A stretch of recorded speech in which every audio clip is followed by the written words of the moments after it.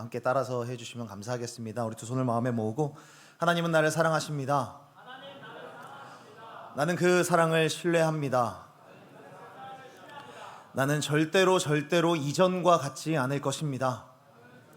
절대로 이전과 같지 않을 것입니다. 아멘. 우리 지난 한 해 동안 계속해서 이거를 외쳐왔는데요. 하나님은 나를 사랑하십니다. 나는 그 사랑을 신뢰합니다. 라고 외쳐왔는데 여러분은 이 고백을 얼마나 믿으면서 살아가고 계십니까? 이 시간뿐만 아니라 삶 가운데서 그래, 나는 하나님의 사랑을 받는 사람이야. 그래서 나는 사랑스러운 존재야. 나는 그래, 아름다운 존재야. 라고 얼마나 인식하고 얼마나 믿고 그렇게 살아가십니까? 자기 스스로를 얼마나 귀하게 여기고 있느냐, 얼마나 사랑스럽게 여기고 나를 얼마나 사랑하느냐에 대하여서 우리들은 자존감이라고 부릅니다. 자꾸 설교 시간에 이런 거 부탁을 해서 죄송한데 한번 손을 들어서 표해 주시면 감사하겠습니다. 여러분은 여러분의 자존감에 대해서 몇 점 정도를 매기고 있는지, 나는 나를 사랑해, 나는 내가 정말 존귀한 사람이라고 생각을 해 라고 할 때에 10점 만점 중에 8점 이상을 가지고 살아간다 라는 청년들만 한번 손 한번 조용히 한번 들어. 형네 형제 역시 크게 수인 형제, 서 형제 감사합니다. 그래, 그러면 8점 정도는 아니어도 혹시 이 중에 10점 있습니까? 예, 10점은 쑥스러워서 안 들으시는 걸로 알고 있겠습니다. 그럼 나는 5점에서 8점 사이이다. 한번 손 한번 들어주시겠습니다. 예.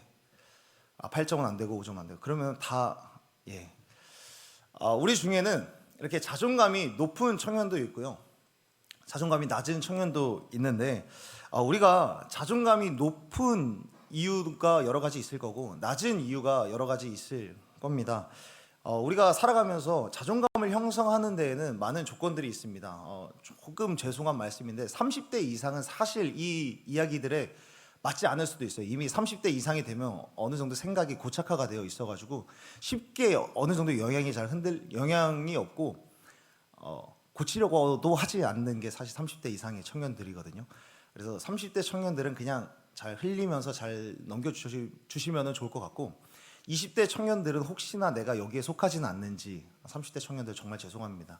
이렇게 죽일 듯이 쳐다보지 않아 주셨으면 좋겠어요. 예, 20대 청년들은 한번 잘 들어주셨으면 좋을 것 같아요. 그러니까 우리가 건강한 자존감을 형성하는데 어떤 조건들이 있느냐. 그러니까 첫 번째로는 이것 같습니다. 성적이라든지 어떤 대학교의 네임밸류, 그리고 사실 20대 때는 그런 것들이 많이 쌓이지 않는데도 불구하고 어떤 스펙, 어떤 커리어, 그러니까 이런 것들이 우리의 자존감을 형성하는 데 많은 영향을 끼치게 됩니다. 우리 청년들 중에는 아직 공부를 하는 청년들도 많이 있고, 학교를 다니는 청년들도 있고, 대학교를 졸업을 해서 또 여전히 성적에 매여 있는 그런 청년들도 있는데, 이 중에서는 공부를 곧잘 하는 청년들도 있죠. 근데 이 공부를 곧잘 하면서, 그리고 내가 지금까지 쌓아놨던 토익 점수라든지 이런 오픽, 그리고 여러 자격증으로 인하여서 그래, 나는 이 정도 공부를 좀 하고 공부로 인하여서 여러 가지 스펙을 좀 채워왔으니까 그래, 내 미래는 좀 밝을 거야 라고 생각을 하는 그런 청년들, 그러니까 이게 자존감이랑도 연관이 되어서 그래, 이런 것들로 인하여서 내 자존감을 높이는 그런 경우들도 있습니다. 반면에 이게 아니라 나는 아무리 생각해도 나는 공부할 머리는 아니야, 나는 공부할 머리도 아니고 성적도 영 안 좋고, 심지어는 내가 어떻게 어떻게 진로를 결정해야 될지도 알지 못하여서 그래, 내가 아직까지 이런 준비가 되어 있지 않는 걸 보면 그래, 내 미래는 조금 어두울 거야 라고, 그러니까 자존감을 바닥으로 내리치는 그런 청년들도 혹여나 있지 않나 생각을 해봅니다. 그러니까 이런 성적이라든지 그런 스펙들, 그러니까 그런 것들이 우리의 자존감에 영향이 있다라는 것이죠. 그리고 두 번째로는 어떤 거냐면, 그러니까 외모로 인하여서 우리의 자존감이 영향을 많이 받습니다. 우리 청년들 중에도 그런 청년들이 있죠. 나는 누가 봐도 잘생겼지. 우리 하경 형제라든지, 하경 형제 어디 있어요? 우리 하경 형제라든지 없어요? 하경 형제라든지 우리 상훈 형제라든지 누가 봐도 잘생긴, 제가 어저께 1청년부 리브리 시간에 간식을 사줬다고 해서 이런 이야기를 하는 게 아니라 정말 잘생겼다라고 생각을 하기 때문에 제가 이런 이야기를 하는데, 그러니까 외모, 누가 봐도 잘생긴, 누가 봐도 이쁜 그런 청년들은 스스로 조금 어깨 뽕이 좀 올라가는 그런 청년들이 혹여나 이 두 청년을 얘기를 한 건 아닙니다. 그러니까 그런 모습들이 있는 거죠. 외모에 따라서 자존감이 높아지는. 또 반면에 제가 오늘 아침에도 겪은 거지만 거울을 보면서 이 거울이 잘못된 거 아닌가? 왜 실물을 담아내지 못하지? 거울을 원망하게 되는 그러니까 그런 웃은 사람들 다 오늘 아침에 그런 걸 느낀 줄로 믿습니다. 네, 왜 이렇게 담아내지 못하지? 그래도 다행인 것은 이런 것들이 이 외모에 따라서 제 자존감에 영향은 없습니다. 이미 많은 시간을 살아왔기 때문에. 그러니까 그런 외모에 따라서 자기의 자존감에 영향을 끼치는 사람들이 많이 있다라는 겁니다.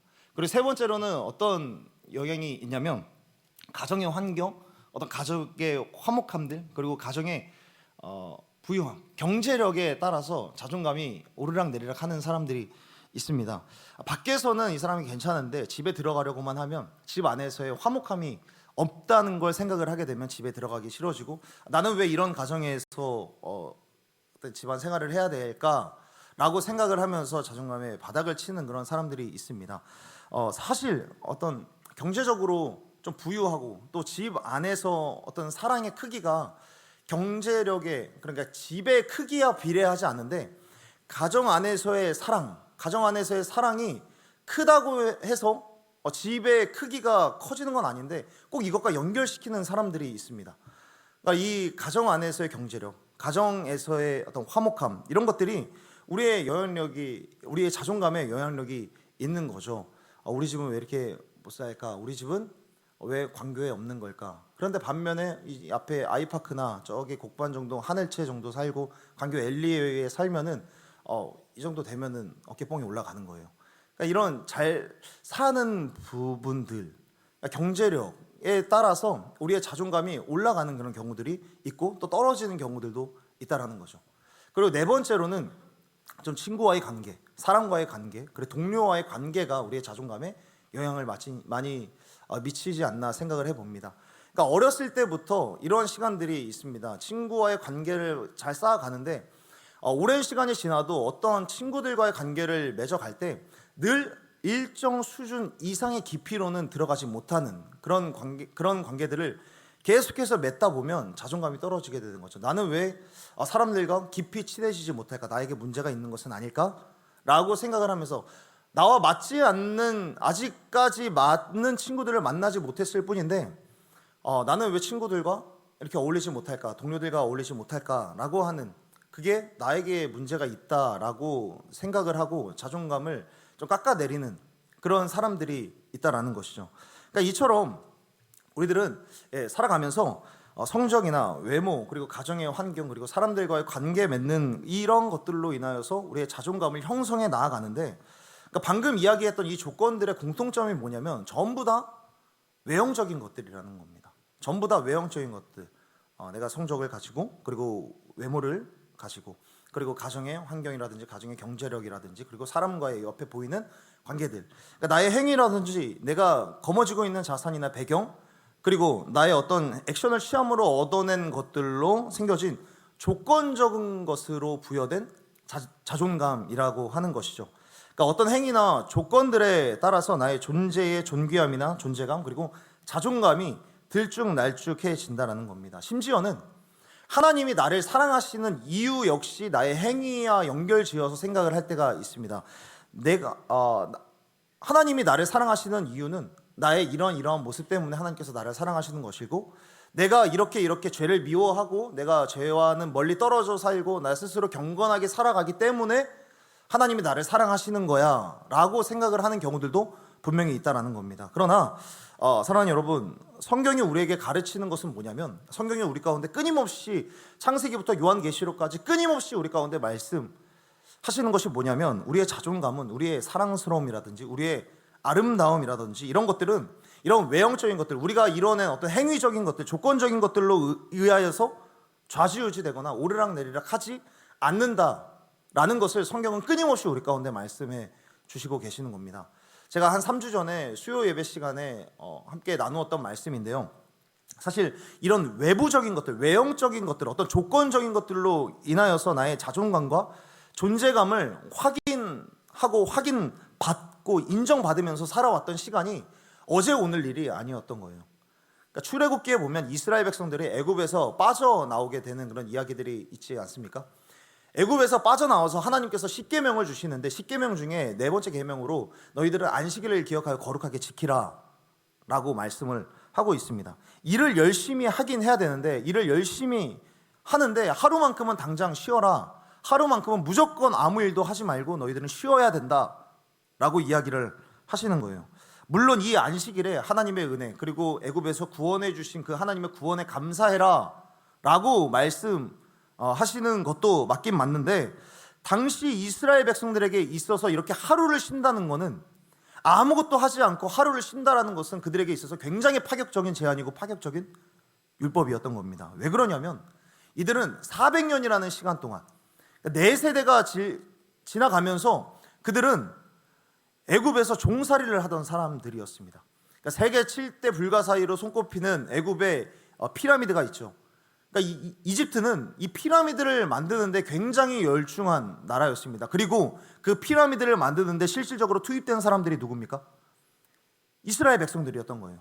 그러니까 이스라엘 백성들은 어려서부터 부모님의 품에 안겨서 사랑받아야만 했던 그 시기 때부터, 학교에 가서 교육을 받아야 하는 그 시기 때부터 그들은 현장에 나가서 일을 해야만 했었던 사람들이었던 거죠. 그러다가 조금 시간이 지나서 좀 더 성장을 하면 더 고된 일들, 더 많은 일들, 돌을 직접 나르고 돌을 깎고 돌을 옮기는 그런 일들에 직접적으로 투입되어야만 했었던 것이죠.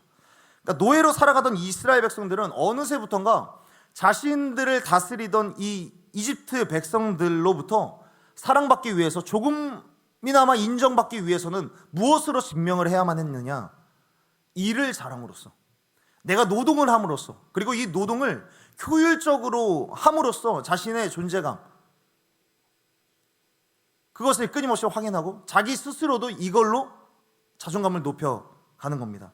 내가 일을 해서 기여를 해야만 하고, 주인이 시킨 일에 좋은 결과를 낼 뿐만 아니라 내가 이거를 빨리 해야만 하고, 그러기 위해서 내가 요령을 직접적으로 잘 터득을 해야만 하고, 그러니까 사람들은 기계처럼 노동의 강도와 수준에 따라서 급을 나누고 효율에 따라서 급을 나누고 이 등급이 나눠지기 시작을 했고, 등급에 맞게 쓸모를 증명해야만 그들은 이 이집트에서 살아남을 수 있었던 거예요. 무언가 쓸모를 증명해야만 너는 쓸모 있다 라고 인정받고, 그렇기 때문에 내가 살아있구나, 내가 이렇게 해야 나를 사랑해 주는구나, 늘 이런 인생이었던 것이죠. 자신의 존재의 가치가 노동의 결과와 어떤 효율, 능력에 의해서 정해지는 삶을 살았는데, 이때 하나님은 안식일의 규례를 통하여서 말씀하시는 겁니다. 사랑하는 이스라엘아, 너희들은 아무 일을 하지 않아도, 너희들이 무언가 업적을 이루어내지 않아도, 어떤 성취를 하지 않아도 너희들은 살아 숨쉬는 것만으로도 사랑받을 만한 가치가 충분히 있는 사람들이다. 너희가 외부적인 영향으로 인정을 받거나 사랑을 받거나 존귀함을 받는 자들이 아니라 내 앞에 있는 것만으로도 너희들은 보배롭고 존귀하고 사랑받을 만한 가치가 충분히 있는 사람들이다 라는 것을 알려주시는 것이 안식일의 규례인 겁니다. 쉬어도 괜찮다는 거죠.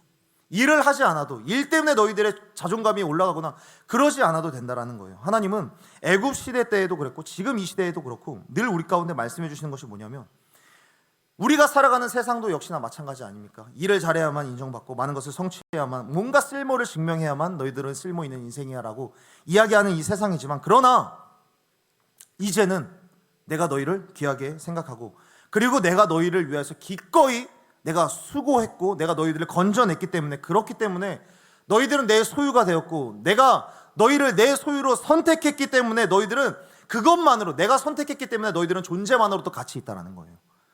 너는 내 것이니까, 너는 내 사랑하는 아들이고 딸이니까 그것만으로도 너희들은 사랑받을 만한 거야 라고 말씀하시는 겁니다. 사랑하는 여러분, 우리는 하나님이 지으신 존재 자체만으로도 귀중한 사람들이라는 사실을 꼭 믿고 살아가는 저와 여러분이 되기를 간절히 소원합니다. 우리를 지으신 하나님은 우리를 우리의 존재 자체로, 그냥 살아있는 것만으로도, 나라고 하는 존재가 있다라고 하는 이유만으로도 우리를 사랑하시고 우리를 아름답게 보시고 우리를 존귀하게 여기시는 하나님이십니다. 존재 자체로 사랑하신다는 거예요. 그리고 여러분, 이것이 조금 더 확장이 되면 우리를 사랑하시는 것을 넘어서서 이 사랑이 어디까지 이어지냐면 정결하다까지 이어지게 되는 겁니다. 존재 자체로 너희들은 사랑받을 뿐만 아니라 너희들은 존재 자체로도 정결하고 깨끗한 존재이다 라고까지 우리 하나님께서는 데려가시는 거예요. 왜냐하면 하나님이 우리를 사랑하시는 방법이 그렇거든요. 하나님께서 우리들을 존재 자체로 사랑하시는데 그 사랑하시는 방법이 우리들을 정결의 과정까지, 정결한 상태까지 우리들을 데려가시기 때문에 우리들을 향하여서 너희들은 존재적으로도 정결하고 너희들은 존재적으로도 사랑받을 만한 거야 라고 우리 하나님께서는 말씀하시는 겁니다. 여러분 따라서 한번 해주시겠습니까? 나는 존재적으로도 정결하다. 다시 한번요. 나는 존재적으로도 정결하다. 아멘. 그렇다면 여러분, 우리들은 정말 존재적으로 정결한 삶을 살아가고 있습니까? 존재적으로 정결하다라고 말씀은 하십니다. 우리 하나님께서 인정을 하세요. 그런데 우리들의 삶을 한번 생각을 해봅시다. 우리들은 과연 존재적으로 정결한 사람들인가? 나는 어제도 오늘도 깨끗한 삶을 살아가고 있는가? 그것이 아닌데 왜 하나님은 우리들에게 너는 존재적으로 사랑하고 사랑받을 만하고 너는 존재적으로도 정결하다라고 말씀하시는 이유가 무엇일까? 로마서 5장 8절에서 우리 가운데 이렇게 말씀합니다. 우리 5장 8절의 말씀 함께 읽어봤으면 좋겠습니다. 로마서 5장 8절 함께 읽겠습니다. 시작. 우리가 아직 죄인 되었을 때에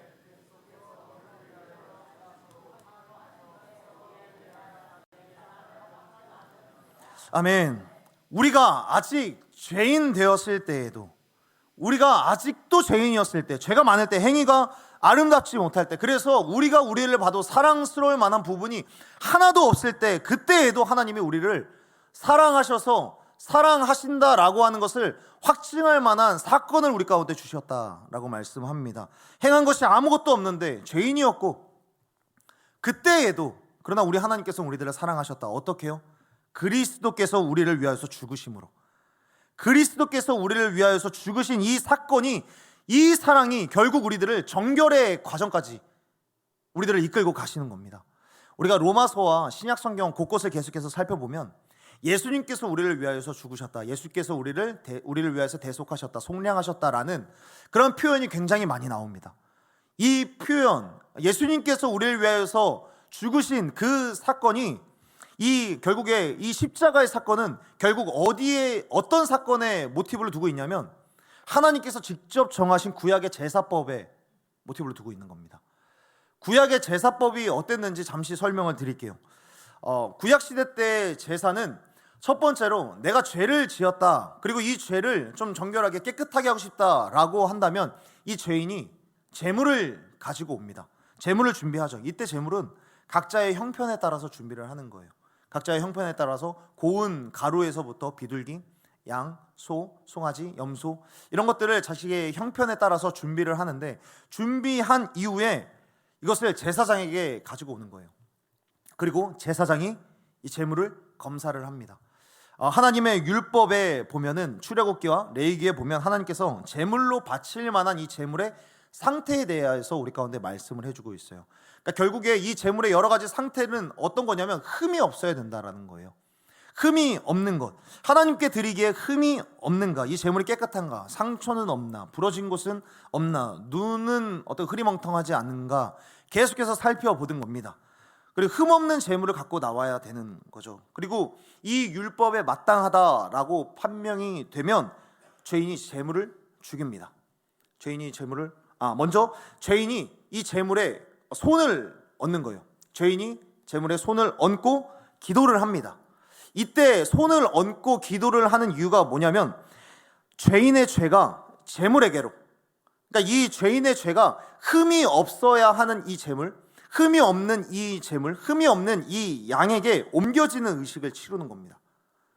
내가 이 죄를 해결하기 위해서 제물을 가지고 왔으니 이 제물에 내 모든 죄를 다 옮깁니다. 이것을 우리들은 전가라고 이야기를 합니다. 전가시키는 겁니다. 전가해서 이때 이 죄인은 죄가 없어지고 이때 이 제물은 죄로 범벅이 되어져 가는 의식, 하나님께서는 이렇게 받아들이신다는 겁니다. 죄가 전가된다. 그리고 나서 죄인이 제물을 죽이는 거예요. 그리고 나서 죄인이 재물을 죽이는데 이제 죄의 삭스는 사망이라고 하는 이 말씀이 실현이 되는 겁니다. 죄가 그대로 옮겨졌고 이 죄를 지은 죄가 있는 이 양을 죽임으로써 이 죄의 대가를 지불하는 거예요. 무엇으로? 생명으로. 죄인은 재물을 죽이고 재물이 이제 갈기갈기 찢겨지고 불로 불사르고 이제 연기가 하늘로 올라가는 것을 지켜보게 되는 것인데, 그런데 여기에서 재물을 죽이는 과정을 한번 생각을 해봤으면 좋겠어요. 재물을 죽이는 데에는 세 가지의 방법을 씁니다. 세 가지의 방법은 첫 번째로 미간을 찌르는 거예요. 미간을 찌르거나 두 번째로는 동맥을 끊는 겁니다. 그러니까 목을 자르는 거겠죠. 그리고 세 번째로는 심장을 찌르는 방법. 그러니까 세 가지가 있는 거죠. 미간, 동맥, 심장. 그런데 이 세 가지 방법 중에 어떤 방법을 취해도 똑같이 이 재물은 바로 죽지 않습니다. 거의 한 15분에서 20분 정도 죽어가는 과정이 있습니다. 미간을 찌르든 동맥을 찌르든 심장을 찌르든 양은 15분 정도 발버둥 치면서 죽어갑니다. 이때 재물이 막 발버둥 치면서, 살아있었던 재물이니까 막 발버둥 치지 않겠습니까? 그때의 죄인은 뭘 하느냐? 이 재물이 죽기까지 다른 데 가 있어야지, 그게 아닙니다. 죄인은 이 재물이 죽어가는 그 과정을 끝까지 봐야 됩니다. 처음부터 끝까지 이 재물이 어떻게 죽어가는지 계속해서 보는 겁니다. 여러분, 이것을 왜 보게 하실까요? 죄의 결과가 이렇게 잔인하다, 잔혹하다라는 것을 알게 해주시기 위해서, 너희들의 죄가 옮겨진 이 재물이 어떻게 죽어가는지 보라는 거예요. 너의 죄의 결과는 이러한 잔인한 결과를 만들어내는 거야 라는 것을 죄인 스스로 보게 하시는 거죠.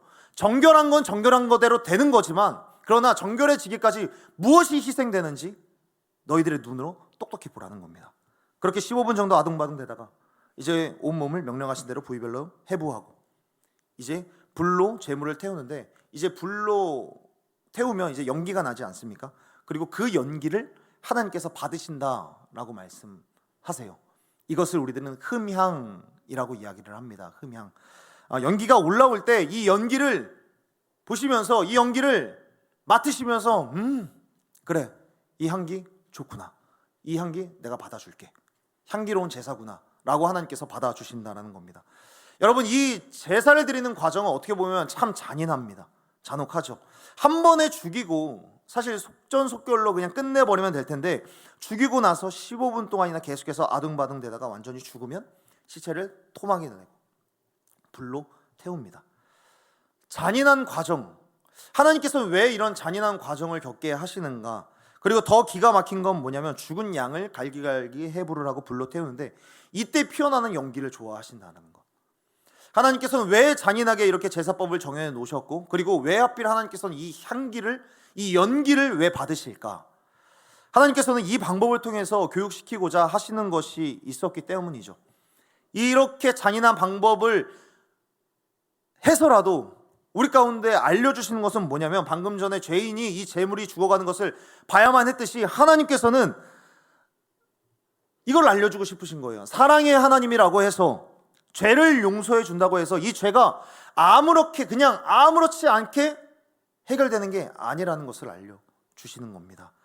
죄는 너무나도 악한 것이고, 그래서 내가 못 견디는 것인데, 이것을 해결하기 위해서는 뭐가 희생되는지, 그리고 희생되어져 가는 과정이 얼마나 잔인하고 지독한 건지 스스로 알게 해주시기 위하여서, 너희들은 이런 대가를 치러야 하고 이런 잔혹한 결과를 맞이해야만 하는 거야 라는 것을 알려주시기 위한 것이죠. 또 한 가지, 연기를 피우고 이 연기를 좋아하신다는 것은 무엇일까? 잔인하게 피 흘려 죽는 제물의 생명을 지불해서라도 너희들의 죄가 용서받는 건데, 너희들의 죄가 씻겨지고 너희의 악한 것들이 불로 태워져서 모두 소멸되어져 가는 이 사실에 하나님께서 기뻐하시는 거예요. 연기가 올라간다는 것은 결국에 불로 태워졌다라는 것이죠. 불로 태워진다라는 것은 하나님께서 그냥 재물이 불태워져 없어져 가는 것이 아니라, 결국에 이 재물이 갖고 있었던 죄인의 죄, 이 죄가 불타 없어져서 피어오르는 이 연기이기 때문에, 그 연기라서 기뻐하신다라는 거죠. 그냥 쓰레기를 태워서 피어나는 그 연기가 아니라, 죄를 짓고 있었던, 죄를 담당하고 있었던 그 재물의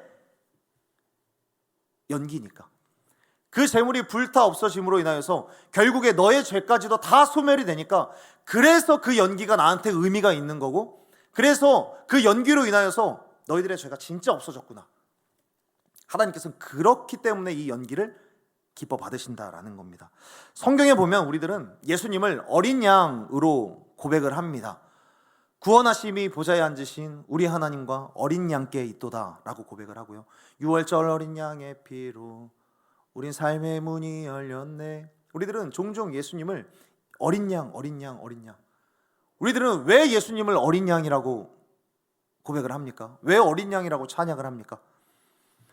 우리는 모두 어린 양이신 예수님에게, 우리 죄가 모두 어린 양이신 예수님께 전가되어서 예수님, 어린 양이신, 어린 양으로서 제물이 되신 우리 예수님께 우리의 죄가 다 전가되었기 때문에, 우리의 죄로 인해서 죄의 번복이 된 예수님, 그 예수님이 우리를 위해서 죽으셨기 때문에, 우리를 위한 제물이 되어주셨기 때문에 우리들은 예수님을 어린 양이다라고 우리들은 찬양을 하며 감사해야 되는 겁니다. 우리의 모든 죄가 그 어린 양이신 예수 그리스도께 전가되었기 때문에. 그래서 고든 맥도날드라고 하는 목사님은 이렇게, 예수님께서 세례 받으시는 장면을 이렇게 표현을 합니다. 예수님께서 세례를 받으러 요단강으로 들어가실 때 모든 사람들의 목에는 자신들의 죄가 기록되어 있는 죄의 명패가 있는데, 예수님께서는 그 죄의 명패를 다 빼시고 자기가 다 짊어지고 요단강으로 들어갔다.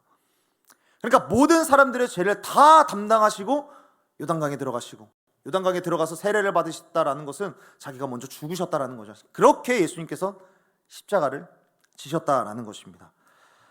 예수님께서는 십자가라는 잔인한 방법으로, 십자가에 달리심으로 잔인한 방법으로 제물이 되셨습니다.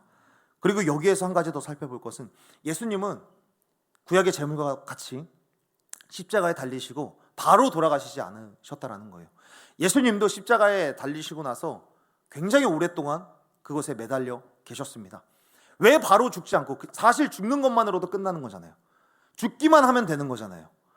죄를 담당하시고 죽었다, 이걸로만 하면 되는데 십자가에 달리셔서 굉장히 오랫동안 계속해서 거기에 매달려 계셨어요. 그리고 사람들 앞에 공개된 채로 그 자리에 계셨습니다. 그건 역시 죄인이 죽어가는 구약의 제물을 보듯이 예수님께서도 똑같이 보이신 겁니다. 죄를 지은 희생이 어떤 희생인지 보라는 것이죠. 그리고 그 과정들을 보시면서 하나님께서는 자신의 독생자 예수 그리스도가 죽어가는 것에 굉장히 마음 아프셨고, 그것 때문에 침묵하셨지만 반면에 안도의 한숨을 쉬셨던 것은, 그렇게 죽어감으로 인하여서 지금 다 불로 소멸되어서 피어오르는 연기가 올라가고 있기 때문에, 예수 그리스도의 죽으심으로 말미암아 우리가 정결케 되어지는 그런 과정을 겪고 있기 때문에 하나님께서는 그 과정을 그럼에도 기뻐서 받으실 수 있으셨던 겁니다. 이것이 우리가 고백하는, 그리고 우리가 받아 누리고 있는 예수 그리스도의 십자가의 은혜입니다. 여러분, 왜 하나님이 우리를 존재 자체로 사랑하시고 존재 자체로 아름답다라고 말씀하시면서, 그리고 이 존재적으로도 사랑한다라고 이야기한 것이 왜 정결에까지 이어집니까? 우리를 사랑하셔서 보이신 십자가의 은혜는 결국 우리의 죄가 예수 그리스도께로 다 옮겨져서 예수 그리스도께서 죽으심으로 우리의 죄가 다 정결케 되는 은혜를 누렸기 때문에, 우리가 죄인 되었을 때에도, 본질상 진노의 자녀이었던 그때에도 우리의 하나님께서는 창세전부터 이미 이렇게 하시기로 작정하셨기 때문에 너희는 존재 자체로 사랑스럽고 아름답고, 그리고 너희들은 존재적으로 정결하게 되었다라고 우리 하나님께서는 우리들을 그렇게 여겨주신다라는 겁니다. 이것이 성경이 가르치는 나라고 하는 존재의 의미입니다.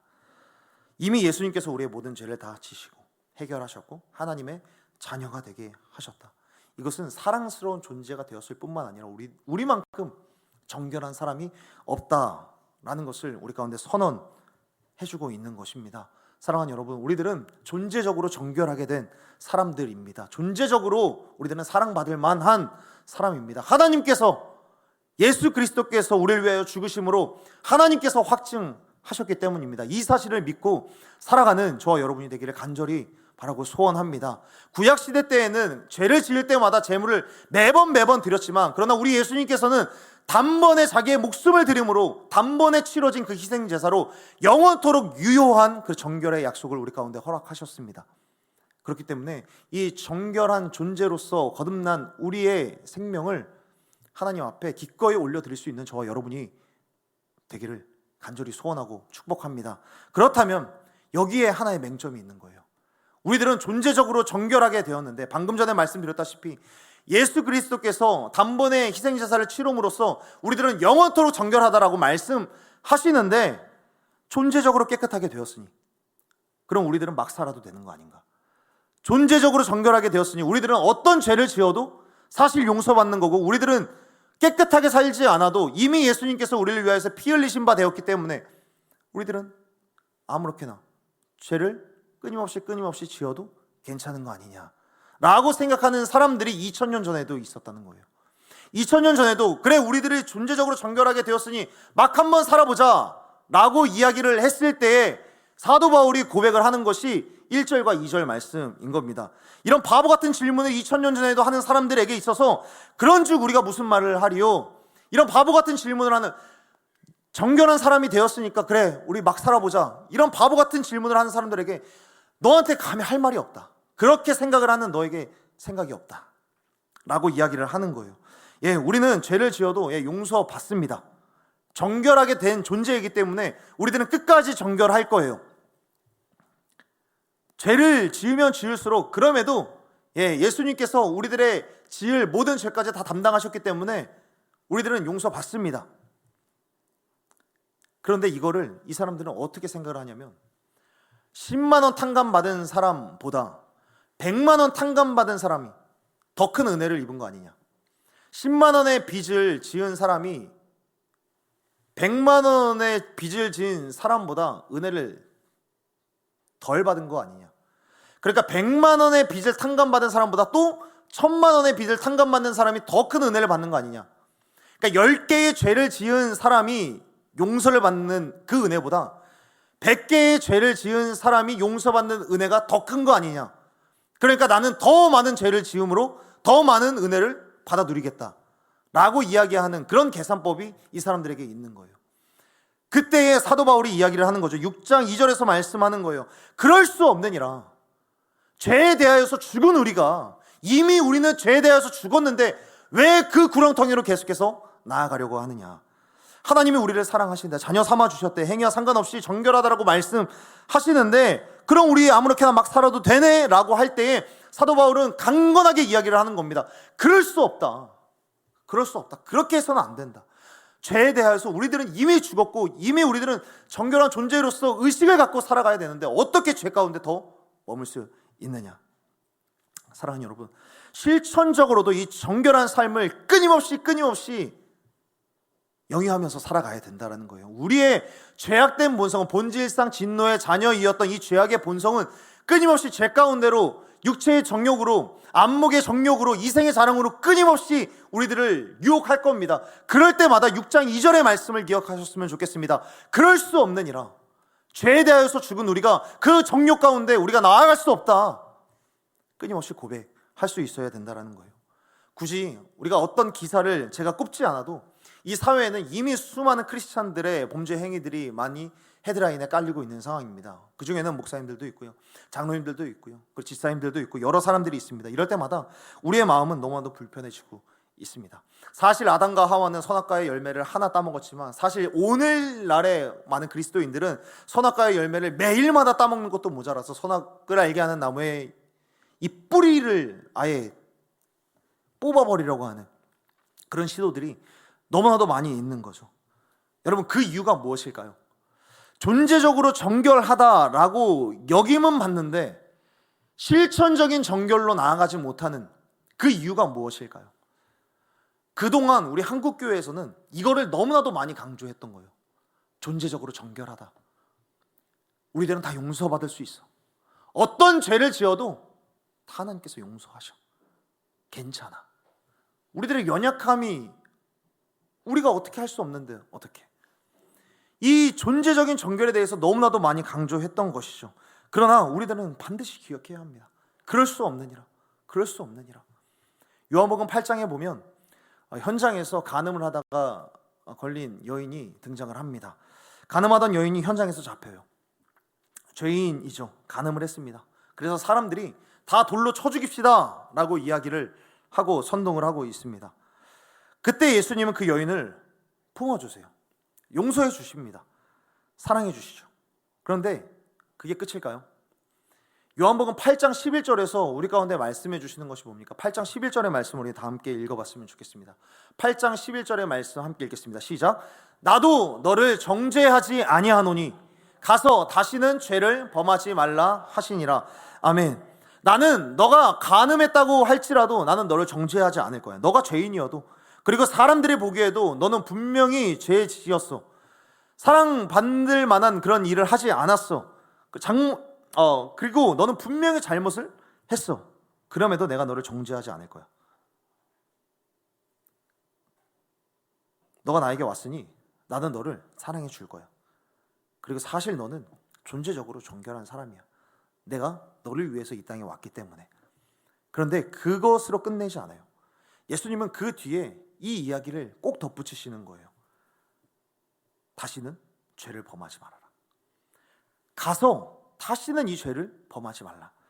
너는 돌아가서 그런 일을 또 해도 된다는 게 아니야. 가서 다시는 죄를 범하지 말라. 실천적으로 너의 정결함을 실천해라. 존재적으로 정결하니 막 살아도 됩니까? 그럴 수 없느니라 라고 예수님께서도 말씀하고 있는 겁니다. 우리가 하나님 앞에 존재 자체로 사랑받고 깨끗하게 되었고 정결하게 되었다라는 것, 그것은 모든 것이 다 하나님의 은혜입니다. 우리의 행위로 난 것이 단 한 개도 없는 겁니다. 오직 하나님의 은혜로, 나의 행위랑 상관없이 예수님의 죽으심으로 나를 정결하고 사랑한다라고, 그리고 아름답다라고 말씀해 주시는데, 그와 동시에 우리는 이 사실에 대해서 때로는 무거운 책임감과 거룩한 부담감을 안고 살아가야 할 줄로 믿습니다. 우리를 용서해 주시고 우리를 사랑하신 예수님께, 나 때문에 십자가의 대가를 치르신 예수님의 은혜에 감격하고 감사하는 마음을 갖고 더 이상 그럴 수 없느니라, 내가 더 이상 그러지 않겠습니다 라고 스스로 외치며 실체적인 정결을 실천하면서 살아가야 한다는 것입니다.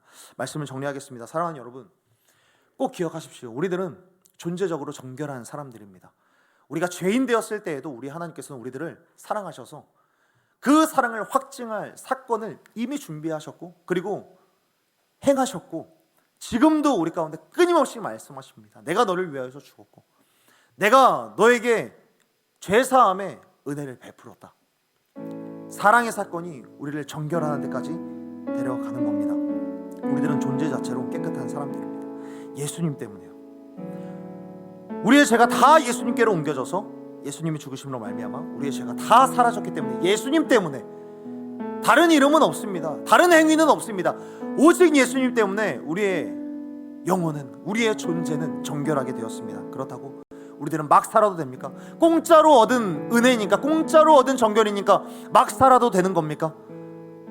그럴 수 없느니라. 그럴 수 없느니라. 우리에게 주어진 삶 가운데, 삶 속에서 정결을 이루어야 하는, 정결로 날마다 물들이며 살아가야 하는 사람들이라는 사실을 꼭 기억하고 살아가는 저와 여러분이 되기를 간절히 소원하고 축복합니다. 지난주에도 그리고 그 전에도 끊임없이 여러 통계 자료로 계속해서 보여주시지 않았습니까?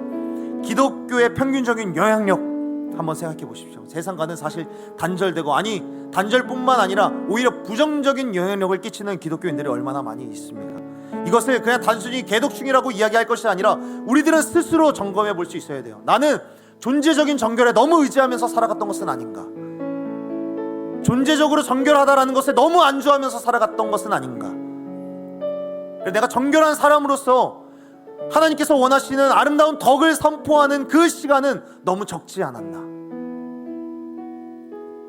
사랑하는 여러분, 우리가 좀 더 다르게 선한 행실, 착한 행실을 통하여서 세상 가운데 긍정적인 하나님의 나라의 영향력을 끼쳐나갈 수 있는 저와 여러분이 되기를 간절히 소원하고 축복합니다.